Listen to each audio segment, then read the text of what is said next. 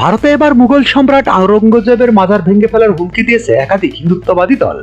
আওরঙ্গজেবের মাজার সরিয়ে নেওয়া না হলে সেখানে বাবরি মসজিদের মতো পরিণত হবে বলে হুঁশিয়ারি দিয়েছেন বিশ্ব হিন্দু পরিষদ এবং বজরং দল।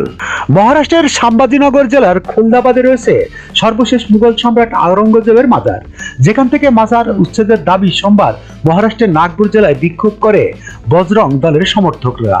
খবর টাইমস অব ইন্ডিয়া। হিন্দুত্ববাদী সংগঠনগুলোর দাবি আওরঙ্গজেবের মাজার পরাধীনতা ও নৃশংসতার প্রতীক, এটি সরিয়ে ফেলা উচিত। তারা মহারাষ্ট্র সরকারকে দ্রুত ব্যবস্থা নেওয়ার আহ্বান জানিয়েছেন। প্রশাসন ব্যবস্থা না নিলে বড় আকারে আন্দোলন গড়ে তোলা হবে, এমনকি কর সেবা করে মাজার ভাঙার উদ্যোগও নেওয়া হতে পারে বলে হুঁশিয়ারি দেন তারা। যদিও হুঁশিয়ারি দেওয়ার পরে মাজার ঘিরে নিরাপত্তা জোরদার করা হয়েছে। টাইমস অফ ইন্ডিয়ার প্রতিবেদনের একটি ভিডিওতে দেখা গেছে মাজারে অতিরিক্ত পুলিশ মোতায়েন করা হয়েছে। বিশ্ব হিন্দু পরিষদ ও বজরং দলের দাবিকে সমর্থন জানিয়েছেন মহারাষ্ট্রের মন্ত্রী সঞ্জয় শিরাছাত। ওই মাজার সরিয়ে ফেলাই উচিত বলে মত দিয়েছেন তিনি।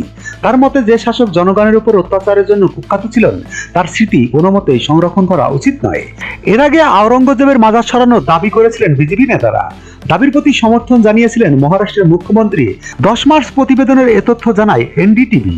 মুখ্যমন্ত্রী দেবেন্দ্র ফডনবিস বলেন, এটি আইনের মাধ্যমেই করতে হবে, কারণ পূর্ববর্তী কংগ্রেস সরকার এই মাজারটি আর্কেওলজিক্যাল সোসাইটি অব ইন্ডিয়ার কাছে হস্তান্তর করেছিলেন এবং স্থানটি ভারতীয় প্রত্নতাত্ত্বিক সংস্থা কর্তৃক সুরক্ষিত।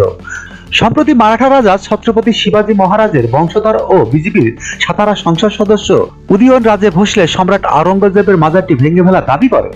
তিনি বলেন, কি প্রয়োজন, জেসিবি মেশিন পাঠিয়ে তার মাজার ভেঙে ফেলা উচিত। তিনি ছিলেন একজন চোর এবং লুটেরা। তিনি আরো বলেন, যারা আওরঙ্গজেবের মাজারে যান এবং শ্রদ্ধা জানান তারা তার ভবিষ্যৎ হতে পারে। তাদের উচিত সেই মাজারটি তাদের নিজের বাড়িতে নিয়ে যাওয়া, কিন্তু তারপরও আওরঙ্গজেবের গৌরব ও প্রশংসা আর সহ্য করা হবে না। ASBD 24 সত্য প্রকাশে প্রতিশ্রুতিবদ্ধ। চ্যানেলটি সাবস্ক্রাইব করুন।